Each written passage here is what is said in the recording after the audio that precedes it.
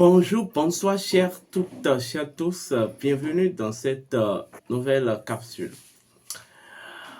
Aujourd'hui, nous allons aborder une thématique où je vais dire, que dis-je, nous allons commencer un roman fleuve.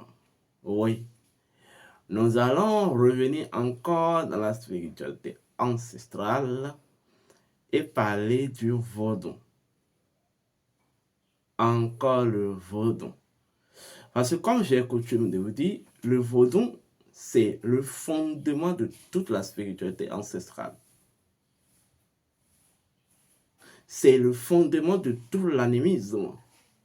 Encore que vous devez faire la différence entre l'animisme et la spiritualité ancestrale, tant bien que les deux se joignent. Quand on parle de l'animisme, je vous l'ai dit, c'est la technologie de la nature, c'est la métaphysique universelle. Or, la spiritualité ancestrale est au cœur de l'animisme, au cœur de la métaphysique de la nature. L'animisme, en fait, fait recours aux principes de la nature, leur technologie et leur mode de fonctionnement. L'animisme permet de comprendre la nature en tant que matrice vitale et dans son fonctionnement aussi en tant que tel. D'abord, avant de commencer, je tiens à vous rappeler vos devoirs. Vos devoirs, c'est de liker la vidéo. Vos devoirs, c'est de partager la vidéo. Vos devoirs, c'est de vous abonner massivement. Alors, on m'appelle Stri Euseb Arwandjeno. Je suis instructeur spirituel métaphysicien. Je suis dignitaire authentique de la tradition hermétique. Vous savez qu'à partir d'aujourd'hui jusqu'au samedi prochain, il y a un grand événement qui est en train d'avoir lieu au Bénin, intitulé les Vodou Days. Et en l'honneur de cet événement, pour rentrer au cœur commun de cet événement, nous avons décidé d'animer plusieurs émissions encore sur la thématique. Oui, des thèmes différents. Et aujourd'hui, j'aimerais commencer par une thématique, comme vous le voyez au bas de la vidéo, le vaudou au cœur de la mondialisation. Ou le vaudou en face de la mondialisation. Oui. Je ne vais pas trop me répéter. Mais quand on parle du vaudou, le vaudou, c'est d'abord la connaissance première entière. Cette connaissance qui a mis au monde, qui a engendré toutes les formes de spiritualité, toutes les formes d'art, de science, de technologie. Je vais dire le vaudou, c'est le berceau de la connaissance. Vous voyez, c'est pour ça que lorsque vous venez dans la tradition sud Ayatado, on appelle cela tout simplement le Wigwaja Kasudo, c'est-à-dire la calebasse ultime de Wigwaja. Je vais vous l'expliquer. Quand on parle de Wigwaja, Wigwaja signifie le poisson qui a refusé la cage. Le poisson qui a refusé la cage. Et symboliquement, le poisson représente la lumière. Oui, la lumière. Parce que le poisson est considéré comme l'enfant du soleil dans l'eau.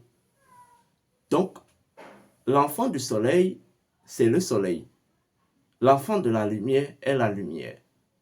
Donc, Wigwaja Kasudo signifie, en termes de principe universel, rien n'emprisonne la lumière. Rien n'emprisonne la lumière. Rien ne peut égarer la lumière. Rien ne peut, en fait, conquérir la lumière et dominer la lumière. Seule la lumière transcende tout.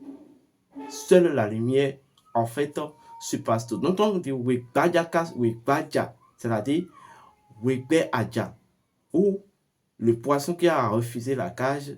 Cela signifie, cela énonce le principe qui stipule que rien n'emprisonne la lumière. Et rien ne peut emprisonner la lumière. Rien n'a jamais emprisonné la lumière. Et quand on parle de la lumière, c'est le principe des choses. La lumière, c'est l'intelligence des choses. Autrement dit, Wikbaja Kasudo, en tant que symbolique, énonce tout simplement cette valeur précise. L'intelligence de la nature, elle est libératrice. L'intelligence des choses est souveraine. Donc, cette symbolique ressort le droit de tous les êtres, de toutes les créatures à la souveraineté. Vous voyez? Selon la légende, ou selon l'histoire, Wikbaja, c'est le nom du premier roi qui a fondé le royaume de Dahomey. Oui, c'est le nom du premier roi qui a fondé le royaume de Dahomey. Alors, vous savez que le royaume de Dahomey est le cœur de cette énergie égrégorienne qu'on appelle le Bénin. Voilà, donc, maintenant, quand on parle du calebasse de Wikbaja, ou en fait, le Wikbaja Kasudo, d'abord, pour mieux comprendre, il faudrait d'abord que je vous rappelle la légende de la calebasse de Wikbaja. Avant que Abomey soit fondé par Wikbaja, tout cet espace était considéré comme l'espace des Kedevi. Et le peuple Kedevi est constitué de 12 tribus. Et lorsque les enfants de Adjaouto ont quitté Alada ou Adamoussa, ils sont venus demander hospitalité auprès des peuples Kedevi. On les a donné un peu d'espace. Et ils étaient en quelque sorte, dans les Aladanou étaient minimes, ils étaient minoritaires. Donc, de leur espace, ils ont construit un petit royaume. Mais ils avaient pour objectif quand même de fonder le royaume, d'agrandir le royaume. Donc, lorsque Gaïn Ressou et Dagodonou sont morts, Wikbaja a pris le trône. Wikbaja qui s'appelait Aro. Il avait pris le trône. Et c'est lui qui a fondé le royaume. Et pour fonder le royaume, son trône fut installé à l'intérieur du taureau. À l'intérieur, dans le ventre du taureau. Voilà pourquoi le premier nom de Dahomey, c'était Agboumé, c'est-à-dire le premier roi ou le roi fondateur de ce royaume a été intronisé dans le ventre du taureau. C'est-à-dire dans le ventre de la terre ou au cœur de la terre, au niveau du noyau souterrain. C'est ce que ça symbolise. Donc, au cours de son intronisation, selon la légende, il devait jurer sur en fait ce qu'on va appeler l'armoirie constitutionnelle d'Abomey ou de Dahomey. C'était une calebasse. Et dans cette calebasse se trouvaient tous les reliques ou les reliques associées aux 12 tribus qui forment le peuple Kedevi. Donc les reliques de chaque peuple se trouve dans cette calebasse. Donc, c'est ces reliques-là qui ont été unifiées, consacrées, et qui ont fait, et qui ont été mis dans la calebasse. Vous voyez? Et c'est cette calebasse-là qu'on va appeler la calebasse de Wikbadia. En réalité, selon la légende, et selon la vraie histoire, il existait 14 tribus. Mais pour des raisons précises, on a préféré mettre dans la légende 12 tribus. Les 14 reliques ou les 12 reliques dont on parle selon les conditions symbolisent les 12 compositions ou les 14 compositions, les 14 morceaux du corps d'Osiris. Et la calebasse va représenter la déesse Isis, qui doit venir maintenant, en fait, réunir tous les morceaux du corps d'Osiris afin de les unifier pour reconstruire Osiris. Osiris qui est l'univers. Alors, Isis qui devient alors la matrice, Isis qui devient alors l'ultime connaissance, ou la connaissance magique, ou la connaissance et puissance magique qui a pu réunir les morceaux du corps d'Osiris afin de générer, afin de momifier Osiris. Donc, la calebasse de Wikbadia symbolise encore le sarcophage d'Osiris.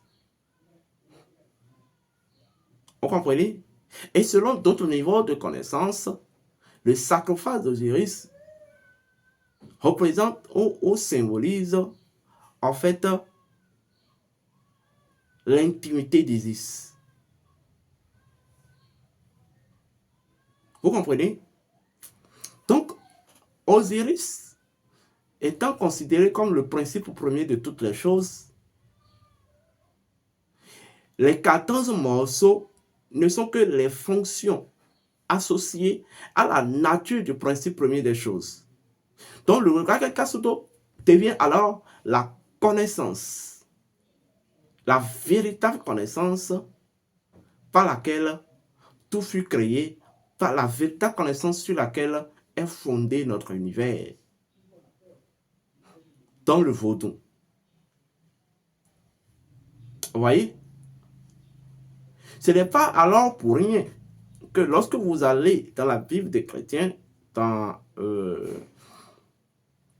la légende de Moïse, on vous parlera des tablettes que Moïse a obtenues du Dieu. En réalité, c'est toujours pour parler de calebasse. Vous voyez? Vous avez constaté que depuis l'Égypte antique, même quand vous venez à Oyo, à Ile-Ife jusqu'au sud d'Adiatado, dans l'ancien temps, c'était les calebasses qui comportent, lorsque vous allez à l'initiation de l'oracle, c'était les calebasses qui doivent comporter, qui doivent garder l'oracle et porter le marquage du nom de votre oracle. C'est exactement la même chose. Et si je vous disais que ce qui s'est passé, ce qu'on va vous faire appeler la tablette de Moïse, la tablette des lois, ou l'obtention par Moïse de la tablette de la loi, n'est que l'initiation de Moïse à l'oracle. Et si je vous le disais? Oui, c'est ça. C'est de ça il s'agit en fait. Donc, de toute façon, on va revenir pour ça. Enfin, ce qui concerne l'oracle, on va revenir dans une nouvelle vidéo pour ça. Donc, alors, le vaudou, d'abord, avant tout, c'est le pilier du monde. Le vaudou, c'est le cœur du monde.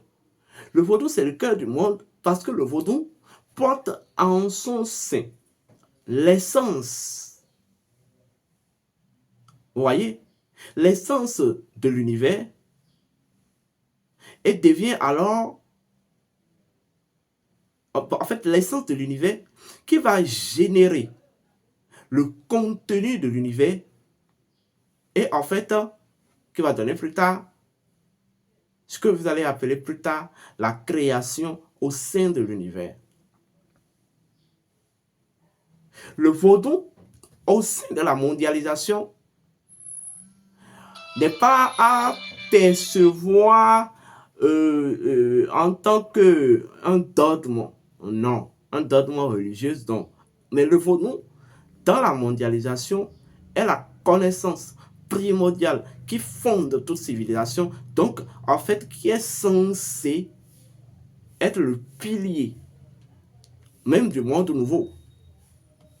La mondialisation ou le monde actuel n'est rien au-delà du vaudou. Parce que ne serait-ce que quand vous prenez en fait tout ce que vous appelez les développements technologiques, ce ne sont que en quelque sorte en fait l'exposition des fonctions vaudou. Lorsque vous prenez la communication ou la télécommunication qui est issue d'une fonction qu'on appelle la communication n'est que en fait l'exploration technologique, oui, des facultés de l'air ou de la divinité dans. Or, vous savez que la télécommunication est inhérent important dans le monde d'aujourd'hui. Et ça, c'est mieux comprenez. Lorsque vous prenez l'électricité et l'énergie, fondement vital de tout développement, c'est issu de la divinité de la foudre ou de la divinité Khepioso. Donc, le vaudou au cœur de la mondialisation demande à ce que, ou exige en fait une reconsidération de l'idée vaudou. Le vaudou dans la mondialisation n'est plus du tout ce que nous pensons du vaudou. Et j'ai coutume de vous dire, le vaudou n'a jamais été en fait un affaire de dogme et d'adoration. Le vaudou, c'est des principes. Le vaudou, c'est une connaissance constituée de principes. Des 10 principes qui peuvent être utilisés dans la spiritualité et qui sont utilisés dans les arts et dans la science. Le monde d'aujourd'hui est basé sur la science. Donc, le vaudou, au cœur de la mondialisation, n'est que cette connaissance. Cette connaissance qui se révèle à travers la science, ou dont les principes se révèlent à travers la science. Donc, le vaudou devient alors un levier censé, en fait, consolider la paix dans le nouveau monde, le développement dans le nouveau monde, et en fait, pour finir, l'union des peuples. Car lorsque vous prenez même le mot vaudou, étymologiquement dans la langue fond, vaudou. Vaudou. Ça signifie soit à l'aise pour épuiser, soit à l'aise pour bénéficier. Ça veut dire qu'en réalité, nous sommes tous dans le Noun. Et pour que vous bénéficiez de la richesse ou des richesses du Noun, il faudrait que, en fait, vous vous suffisez. Donc, le principe de la suffisance. Le principe de la suffisance. Le Noun est une infinité, en fait, de richesses. C'est en étant à l'aise. Et qu'est-ce qui génère, en fait, la suffisance? C'est la connaissance. Donc, seule la connaissance vous permettra de bénéficier dans le Noun de la richesse du Noun. Vous comprenez? Donc, le vaudou est alors cette connaissance qui est censée apaiser les peuples afin qu'ils bénéficient des trésors ou des richesses de la nature. Les Africains, essentiellement, doit repenser les conceptions du vaudou. Je peux vous le dire, le vaudou, c'est le fondement de toute l'Afrique. Tous les peuples ont leur conception du vaudou.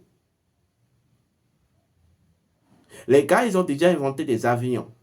Mais c'est à nous maintenant de nous inspirer de vaudou pour apporter une touche scientifique au monde. Le vaudou dans la mondialisation n'est pas en fait un ensemble de connaissances en fait régaliennes ou en fait reculées. Mais c'est en fait cette source de laquelle nous pouvons épuiser toutes les innovations possibles pour le développement du monde nouveau. Je vais m'en arrêter là. D'ici là, portez-vous bien et que les bénédictions soient.